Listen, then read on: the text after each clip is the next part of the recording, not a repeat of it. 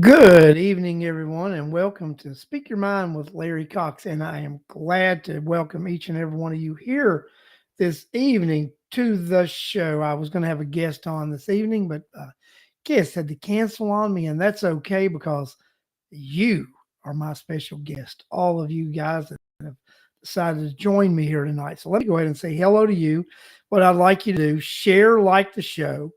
Let's build an audience. We're going to talk about some interesting things here tonight on the Speak Your Mind. I just want all you know that I'm excited about some of the things that we're going to talk about here this evening. You need informed, and here's a good place for you to get some information. And that's what we're going to do. We're going to make sure that you're informed in this community with Speak Your Mind with Larry Cox. So let me go ahead and say hi to some of you guys, and thanks for joining again. We got Mr. Dan Burke. Dan, thanks for joining the show. Mary Boysworth, Charlotte Gellert, Danielle Munez. Good. Welcome to the show, Danielle. And a lot of you don't know, but Danielle voted for my friend and my son, Tucker Cox, for commissioner up in her hometown up there in Minnesota. So he is becoming a write-in candidate all over the country. And, Team Tucker. That's right. So Clayton Orwig, welcome to the show. Bill Campbell, welcome to the show, and happy birthday to the Marine Corps, as Bill Campbell says. Luca Russo, a good evening, and thanks for joining the show. Josh Allgood, thanks for joining the show. George Kelichek, the taxpayer, thanks for joining the show this evening. And Cheryl Moulton, thanks for joining the show. Guys, I want to thank you each and every one for joining the show. Like I say, share and like the show so that we can build this audience and make sure that we have a lot of people watching so that we can spread the word about what's going on in Rockdale County. A lot of people don't know. I went to Chairman-elect Van Ness's town hall this Saturday. And after the town hall, I met, talking to a lot of folks afterwards, and they were talking to me about, enjoying the show, glad they have an opportunity to, that we've got this show in Rockdale County so that people have an opportunity to be able to know what's going on other than what the government tells them and what limited local media. And that's the thing, it's limited local media. And that's what we have limited local media. And shows like the Speak Your Mind show here are valuable assets for the mainstream public now. This podcasting has become the way that people actually get their information and get what's going on in the community.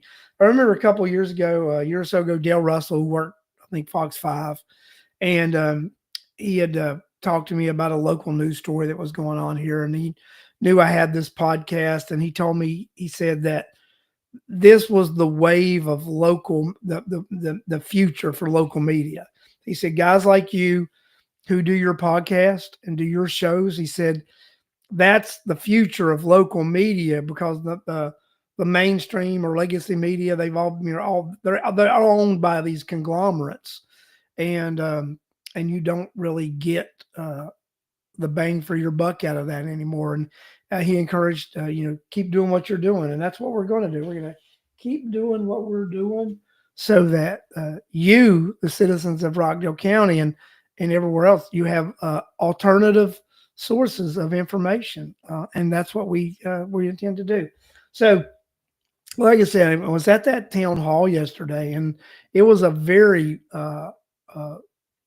a very viable town hall, and there were a lot of questions asked. There were a lot of communication, and people were just interested in what was going on. They were interested in the community. They were interested in what future lies for Rockdale County, and they're really interested in what our elected officials intend to do for Rockdale County. So I was very pleased with the attendance that I saw at Janice's town hall yesterday, and just the interest of the people. Good evening, Corliss Turner, and Corliss was there. CJ just came. CJ was also there yesterday at the town hall. There were a lot of people at the town hall. Dan Burks was there. Cheryl Garcia and Ben were there.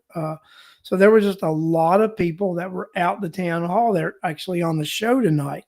And there were just tons of people there, and they were all interested in what's going on. And it was great to see, because how do we keep elected officials on track? We keep elected officials on track by the citizens that are in the community, making sure to guide them and make sure they stay on track. That's how we stay on track. And there were a lot of new faces there, as Corliss Turner just said in the chat. And what I found out about a lot of the new faces, a lot of those folks came up and talked to me after the show, and they knew who I was. They knew what I talk about, and they follow the show. So, a lot of times we might not have the greatest live audience, 25, 30 people sometimes following live, but a lot of people watch the rebroadcast of the show. And that's, great to know that people do go and watch the broadcast of the show, the video version. So it's great to know. Well, let's get on with a few other things we're going to talk on the show tonight. We're going to do a little bit of a catch up on BioLab. So, well, you guys may know my office is, right across the street diagonal from the BioLab. We had made a decision a couple weeks into it that, we were not going to go back. We still have the building, the property leased through the end of November. And we found temporary facilities to accommodate us through the end of December, but we did find a permanent location that we'll be moving to, and we're going to start moving in that permanent location probably in about 2 weeks. But it'll take us, it'll take us 4 or 5 weeks to complete, that move and get everything set up the way it needs to be set up over there. Because you got to remember, I had been at that Olympic Court location for over 10 years. So you accumulate a lot of stuff in 10 years, and that my division had grown significantly in a 10-year time period. So we run around 30 trucks out of that division now, and we have a lot of equipment, a lot of manpower. So we're a pretty busy company when it comes to our type of work, and so we have a lot of stuff to do. So CJ, we've been affected every time there's been something since I've been there in 2014. We'd been evacuated. This was the third time since I had occupied that facility that we had been evacuated. The other 2 times were no more than a day, or I think one time was a day. The other time might have been 2 days. But this was a 3 week. And just what I want to let you guys know is, I spoke to some friends of mine who have businesses over there, and off of Black Lawn, and Olympic and Dogwood right now. One of the individuals I know said his business is down 70%. He's been open back up for 2 weeks, and his business has been impacted. He has 70% less business than he did before this. And, that's going to be hard to catch up. I mean, he doesn't know if or when business will get back. And I'll tell you, I've gone over there. I mean, and right in front of there on Black Lawn, it's still a disaster. You still have, from Olympic Court all the way down to Covington Highway is blocked off, barricaded, police on either side, not letting you have access. You have two businesses that are inside that zone that, do not have regular access to their businesses. So it's still a disaster area there with cleanup, and it smells bad over there. And it's still not an ideal situation. And when you go over there to Olympic Court and Veterans, and there's just not a lot of traffic, not a lot of people. People don't feel comfortable coming over there anymore, and that's why one of my colleagues, one of my friends over there, talked about his business it's down 70%. He's doing 30% of what he was doing before the biolab explosion on September 29th. And he also told me he's got a couple pieces of equipment that have went down. He finds that unusual. So, the corrosiveness of the chemicals in the atmosphere, I believe, in my opinion, would have had played a factor in that equipment going down, which is impact profitability for him, because he's already 70% loss of business per week, and then you're looking at besides the 70% loss, he's had two major pieces of equipment go down. I know other people that are over there that don't want to be there, but they're not fortunate enough, or they're not able to move. So you've got people operating businesses in that area over there now who don't want to be there but have to be there. And I made the decision, that our business, we had employees that did not feel comfortable going back there. I did not feel comfortable going back there. So we made the decision to not go back because of health concerns we felt that our employees would have if we reoccupied that facility over on Olympic Court. So that's why we made the decision we did to not go back. And it's been at a cost, because we've had, we'll be renting several locations from October till the first of the year. And that's additional incurred costs that we don't have, had not had. We will be, our lease will go up 2.5 times what we were paying to find a place that would accommodate us from the location we're leaving. So we have additional costs that we're going to be accepting because of the decision we're going to make. It is just terrible what's going on over there. And Cheryl says they started a Facebook giveaway called the Olympic Court Closed Group. Yes, and I sent my request in today to join that group also. But guys, I'm just telling you, it's Biolab has impacted and affected the individuals right there that are right adjacent. When you're on Covington Highway, Black Lawn, Veterans, and Olympic Court, those are the individuals who have been impacted the most by this biolab incident.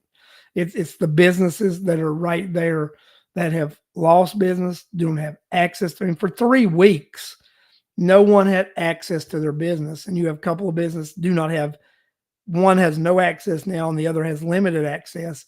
And people are intimidated and afraid to come back over there. So the reason, Clayton, it smells over there bad all the time. There's just an odor, and my guys have worked over there a couple of times where we've moved stuff, and we had respirators, but they, a couple of the bad days when we were moving stuff, they didn't really feel good and got a little sick. So, that's why I knew it was just not a place that we could be there full time or work all the time. So we made the decision that we did, that we would get our stuff and basically be forced to relocate. And that's what I define it as. We made the decision, but ultimately we were forced to relocate. But I wouldn't. It's a decision I wouldn't wish upon anybody, but it was the right decision to do, is to vacate and not be there. And it's the police are blocking the streets, the both access entrances on off of Covington and at the Olympic Court and Black Lawn intersection, CJ. So it'll be police officers. No more updates yet, Cheryl, about any chemicals or any additional things. That's what I was hoping to do a little bit tonight. So maybe next week we'll get an update on some of that, and that's what we'll hope to share with you next week, an update on some of that. So, but that is my little update on the biolab, to let you know. I mean, it is still dire over there in that immediate area. Businesses there are suffering immensely from my cord got wrapped around the back of my chair.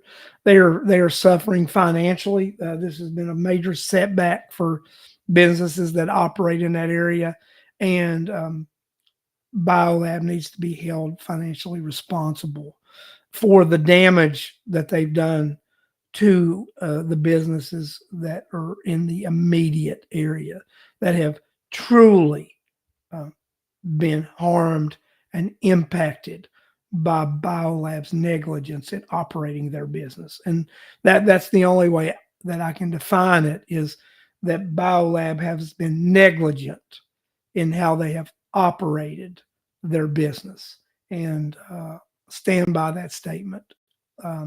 Strong statement, stand beside it. Let's move on to another topic. This past week was election, and you might know there was an important ballot initiative on the ballot, and it was Resolution 1022, which made House Bill 581 become law. So House Bill 581 is now law of the land. And in January, it becomes active, and your property values from 24 will be capped at 25 in year 25. And your property values will then be subject only to an increase of the rate of inflation, because you will get the floating homestead. So that is, in my opinion, it is going to help senior citizens and homestead property owners, especially in Rockdale County, where we will be able to keep the host, and we will be able to get our local legislators to introduce legislation to exercise the authority to get an additional penny tax that the county and the city will be able to implement toward ad valorem reduction, which will really help the citizens of Rockdale County reduce their property taxes immensely. On the Board of Education side, with not opting out of 581, it is really going to help senior citizens whose that $50,000 exemption has been just absorbed by the over escalation of housing evaluations in Rockdale County in the last couple of years. And I do know that since we're sticking to the legislative portion of this report, that Representative Taylor intends to introduce at least a couple of pieces of legislation. We do know that she is definitely going to introduce legislation to expand the Rockdale County Board of Commission from 5 commissioners to from 3 commissioners to 5 commissioners, and to add a county manager. And yes, Ms. Russo, the other piece of legislation that I do know Ms. Taylor will definitely be introducing will be legislation that will phase property tax for seniors on school taxes out. And Ms. Taylor will be introducing that legislation this legislative session, and it will be a local legislation, which will then become a ballot initiative. So both those pieces of legislation that I know she's going to introduce, the expansion of the Rockdale County Commission from 3 to 5, and the addition of a county manager, and the phasing in of a senior exemption for property taxes, or school taxes for seniors, will be both introduced by Representative Taylor. And those pieces of legislation, if they are successful at the legislative level, will be on your ballot for you to vote on. They will go on the ballot this year, Corliss. There'll be a special election. If I'm not mistaken, then I believe this year is a city election year. So the thought process would most likely be that those would be passed in the legislative session. They would become law no later than July the 1st, and they would be able to be put on the November ballot when the city elections are going on. So that's when we would do that. John Logan, 3 to 5 commissioners and then a county manager would be the system to go, and it takes away that having that all-powerful chairman person who is driven by political motivation, and that county manager would answer to the 5 commissioners and would carry out their bidding. And when we start talking about the money for that, we already have a position that is equivalent to the county manager right now, that is in the county government. And that person is making a high 6-figure salary that is higher than what county managers make across the state. We actually have several county employees that make more than what that county manager would make. And you would have to restructure that internal government, and some of those employees you would have, if someone there did not qualify to shift into that position, then you would have to do a reduction in workforce. You would have to actually reduce that. And in Corliss, in Charlotte, you are 1,000% right. It is easier to terminate a county manager than it is to terminate a county commissioner. We've seen how difficult it is to remove elected officials. It is nearly impossible to remove elected officials once they get in. That it's just hard to beat incumbents. Ms. Russo, I agree with you. Ms. Russo says, looks like everything is calming down in Rockdale. Looking forward to our administration. I agree with you. It does. The appearance of everything calming down, the appearance of normalcy being restored, but that normalcy and that calm demeanor and atmosphere only will continue to exist if you, the voters and taxpayers of Rockdale County, continue to hold elected officials accountable. And that includes myself. It includes you, the taxpayer and the voter, questioning and holding elected officials accountable, and reminding them of their campaign promises, reminding them who they work for. And I'm one of those newly elected officials that you should continue to reach out to, communicate with, and let know, we elected you for a purpose, for a reason, and we're going to be watching and we're going to be communicating with you. So that's exactly uh, what needs to happen is, I agree with Miss Russo. Things are headed in the right direction. Um, uh, and Dan Burr says, I guess we take a loss on the courthouse. Dan, it was a long shot. Um, that you would think that the folks coming in might try to do something different about that. I think it would have taken a cavalier individual to actually, who would not be afraid to think out of the box and ruffle some feathers, to actually try to squash that courthouse, which is not a courthouse. And I said that at the town hall yesterday. It's truly an administrative complex with an addition and some remodel of a courthouse. It is not going to be a new courthouse. It is going to be an addition to the courthouse with a remodeling of the existing facility. What we are going to get is millions and millions of dollars being spent on a new administrative building and a parking deck. That is what the majority of this project is going to be. The majority of this project is going to be spent on the administrative facility. And if you guys go all the way back to 2018 and you remember the gaslighting that we were receiving at that time about why we had to pass $140 million bond initiative, was because of the condition, the courthouse being too old, you couldn't renovate it, it did not meet disability standards, and that there was no way to bring it to standard. But yet, we're not abandoning that building. That building will be still in use. There will be an addition, and there will be remodeling. And remember, we actually proposed, why don't you just remodel and do an addition?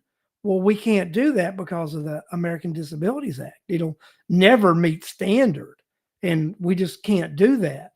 Well, it appears they can do that when they slide in the administrative building.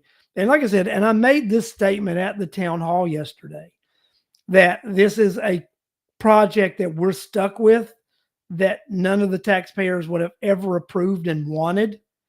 And that's the travesty of this whole thing. This is a project that they found a way, maneuver, a loophole. The Public Facilities Authority, which issued bonds, revenue bonds, they issued bonds they're saying are revenue bonds, but they're really general obligation bonds, because you, the taxpayer, are going to be paying the payment on this through the taxation of property. So a real revenue bond is paid off through the facility that is being built, generating capital that pays for itself. And that's not what this is happening on this project, because this facility does not generate revenue and does not have the ability to pay its own debt off. So the taxpayers of Rockdale County, you and I, through our property tax assessment and our property tax bills, we are going to pay this debt. And as Alex McDonald, Zandermac says, 80% administrative.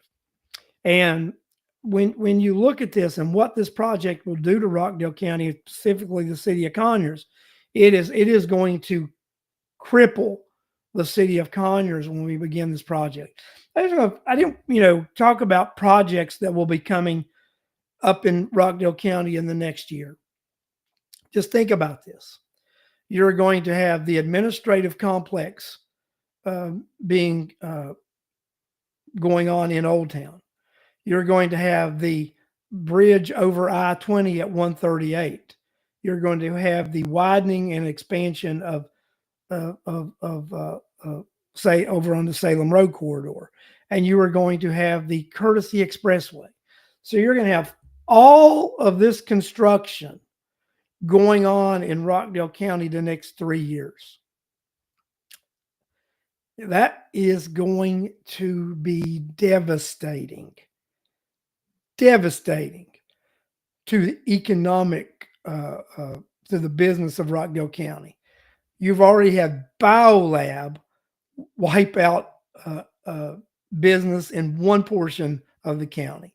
Then you're going to have the administrative complex building uh, uh, killing construction. I mean, killing business in Old Town.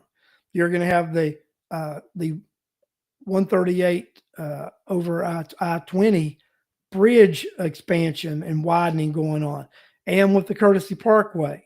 You are going to have a lot of things that are going to disturb the business economy in Rockdale County over the next 3 years. And I'm just going to tell you, that is not going to fare well in Rockdale County. Um, so, guys, I mean, buckle up. It's going to be a rough 3 years with all this construction in Rockdale County. It's not going to be pretty. It is going to be tough. It will be tough days ahead in Rockdale County. So that's something we got to look at as a community, and we got to think to ourselves, who planned this? We've got this strategic planning going on, and they spend a lot of money on this, and you know, do they really think about what they're doing here in this county? Do they really, have they really thought about it? No, they haven't. They've not thought about what they've done, because at the end of the day, did we truly have people who were responsible enough to be overseeing this? And my answer to that question is no. We did not have people who were adequately trained and responsible enough to be overseeing this. And when we're this many projects at one time in that small of an area, not a good idea for the business community. So that's that portion of it. So I want to talk about something else.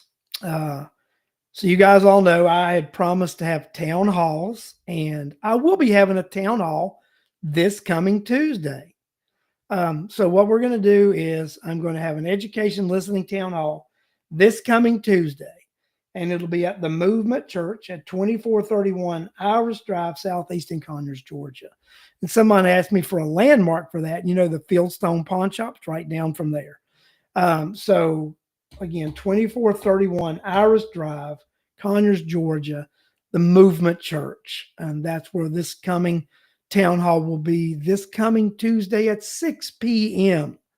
There's a lot of people have reached out. They really want to come to the education and listening town hall. I'm encouraged by the people who want to come. They want to tell me their opinion on what should be going on with education, and what the future of education should look like in Rockdale County, because that's something that you, the taxpayer and the citizen of Rockdale County, definitely needs to have a voice in, because it's your money that helps pay for the education in Rockdale County. And since your money is a big portion of the monies that they get, you have a big word in that. And not only, your monies come back from the state too, because we all pay state tax dollars who come back through the state funding formula to fund education in Rockdale County. So, it is vital in a community that you have a strong and a sound education for your youth. But it needs to be an education that we can be proud of, that we can look at with measurable. We can measure it, and I don't feel right now we are able to accurately measure what the education looks like in Rockdale County. I think it's the numbers may be too skewed, that we don't get an accurate picture of what's going on. I think there is an accurate picture when we look at the state numbers before they may be altered.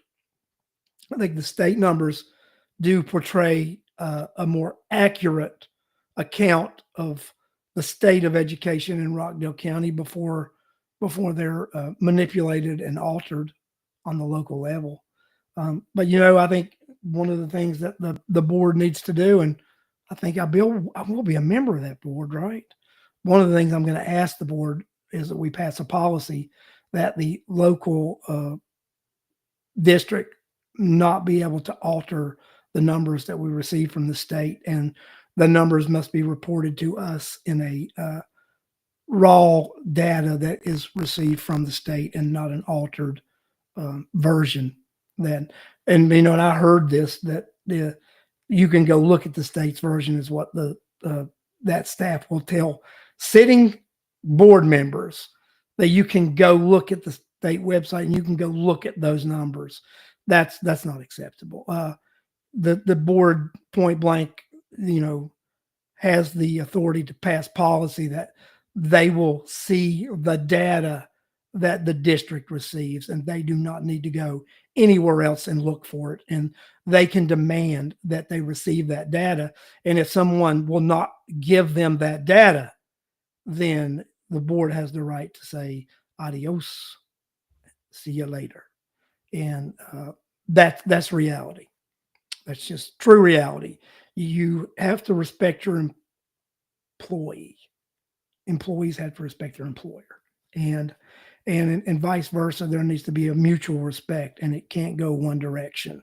And neither side needs to bully the other, but there needs to be a respect there, and that's what it goes. So, guys, I just want to tell you that it has been my pleasure to do this show and to come on every week and talk to you, the citizens of Rockdale County, and hopefully in some small way make you aware of things that are going on in this community that you would otherwise not be aware that's going on.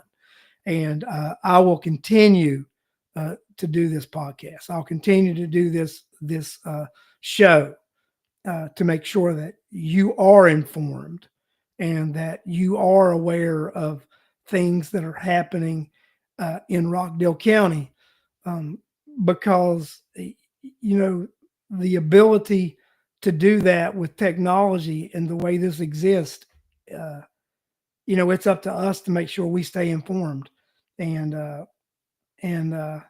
that's what we need to do. We need to make sure that you stay informed on accurate information, accurate data, uh, not doctored data, and that's what we're going to do.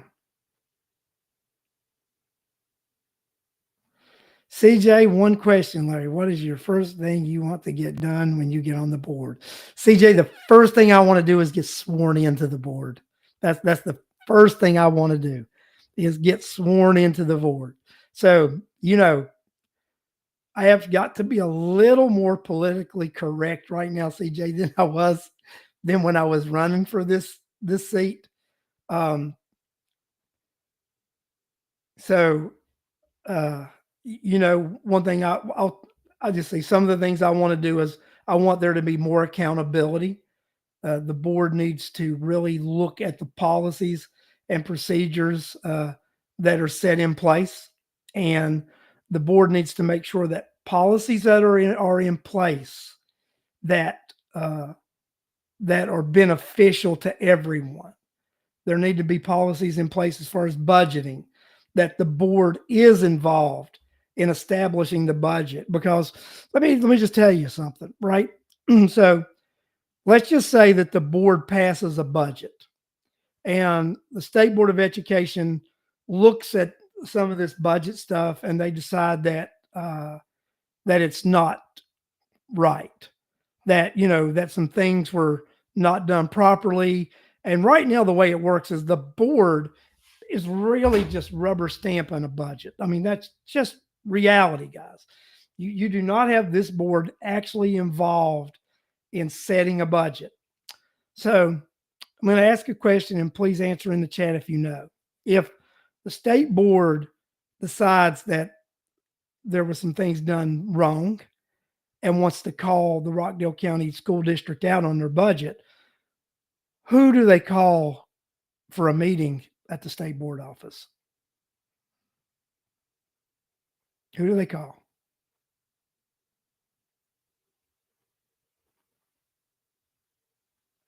Tell you who they call. They call the chairman of the Rockdale County Board of Education to come answer as to why the board passed something they shouldn't have passed. Not the superintendent, CJ. Superintendent is not held accountable for irregularities in the budget. It is the board who is held responsible for irregularities in the budget, or if there is a budget issue.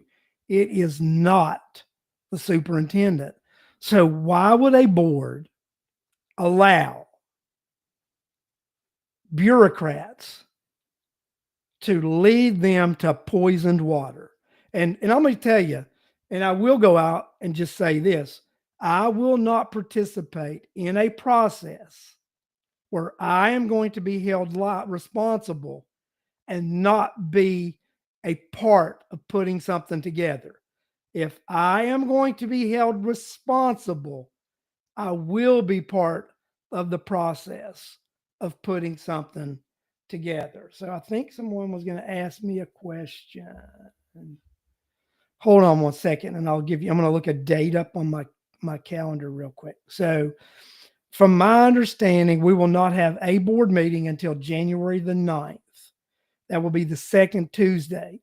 And that is when we intend to swear new board members in. But it is my understanding of the law,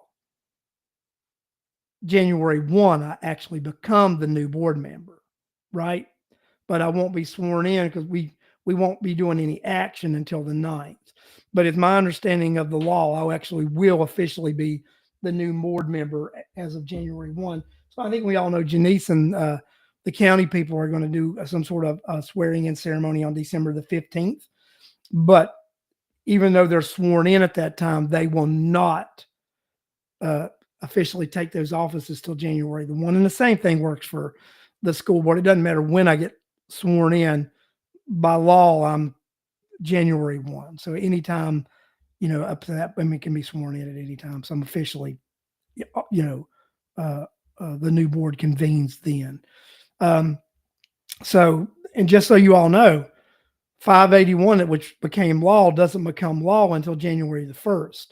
And if any entity wants to try to opt out, they have between January 1st and February the 28th is, I believe, because they have to have everything turned in by the March the 1st. So they have from January 1st to February 28th to make all that happen.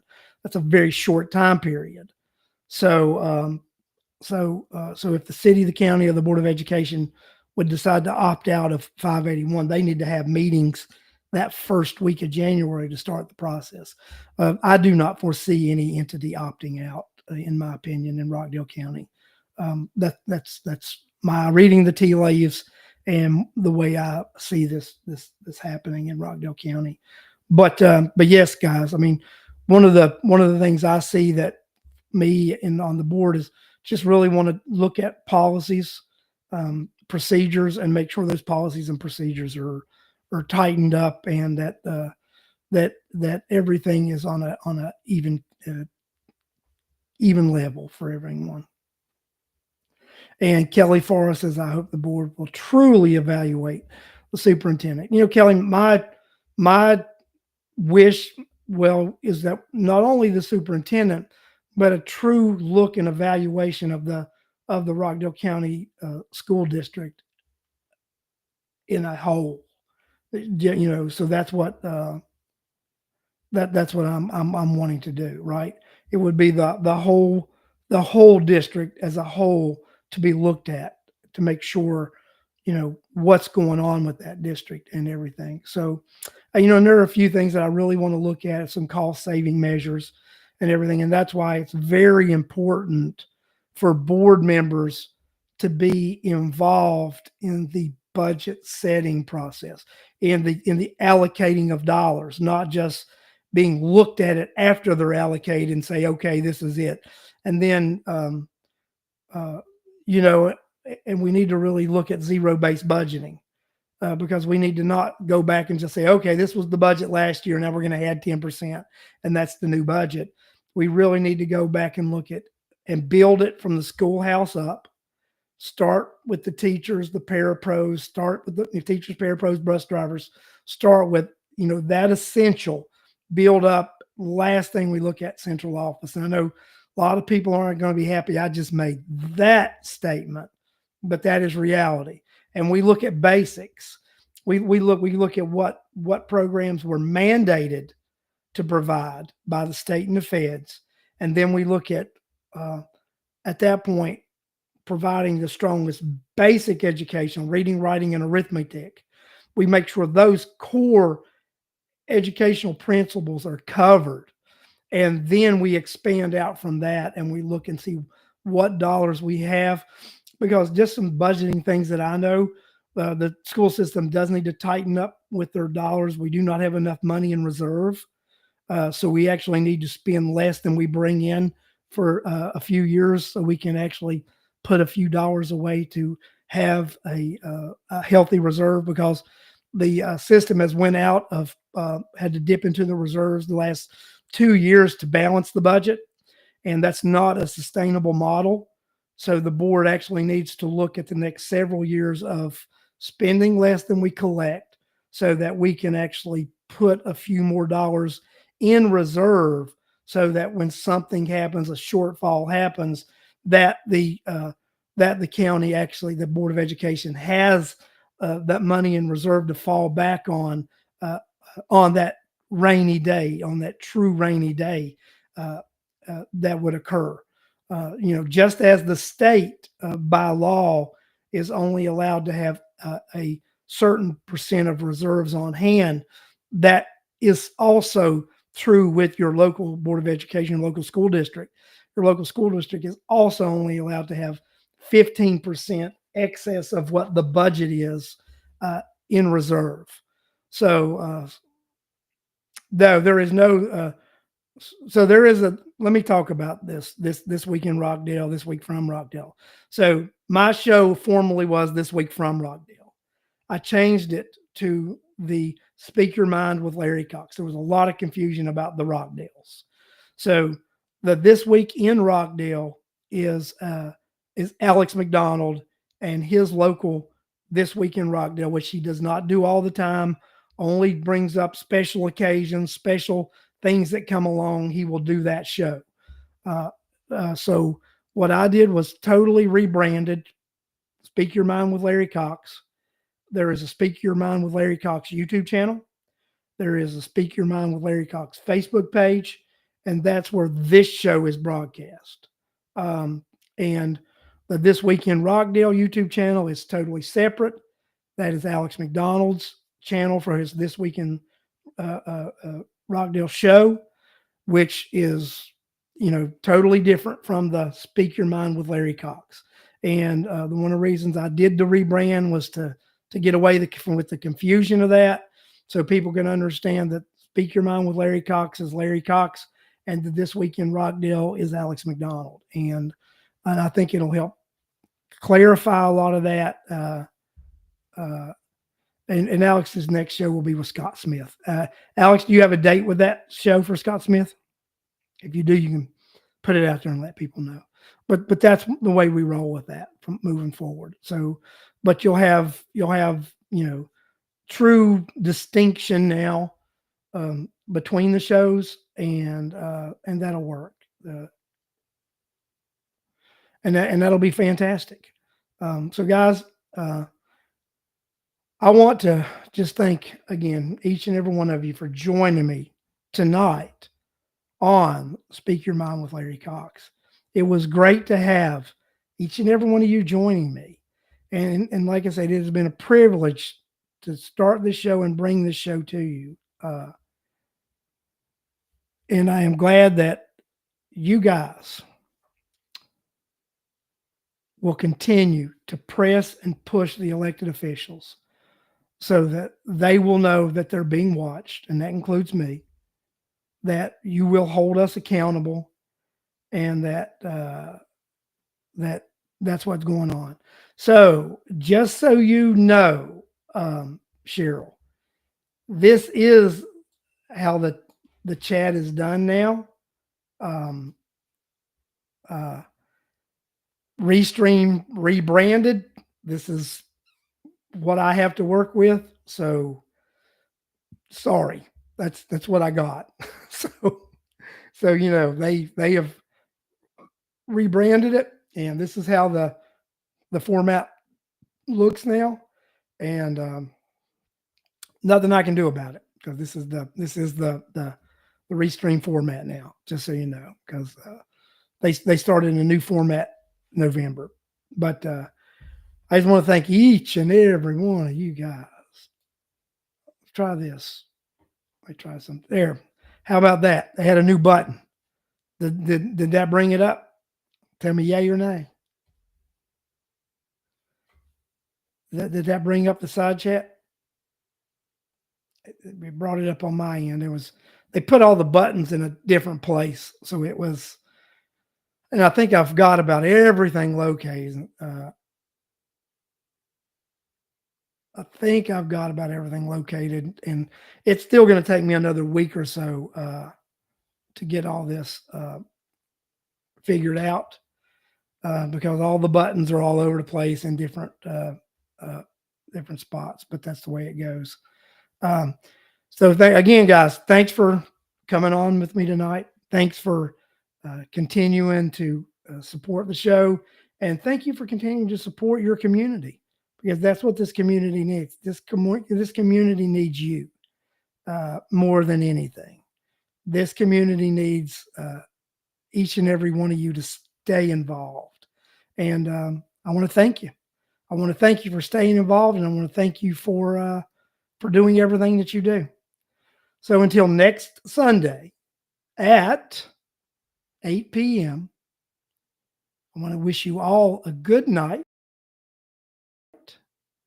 And I hope to see each and every one of you this Tuesday at my Education Listening Town Hall at the Movement Church at 2431 Hours Drive Southeast. So show up at that town hall, speak your mind, and let's make Rockdale a place that we're all proud to live. Thank you and good night.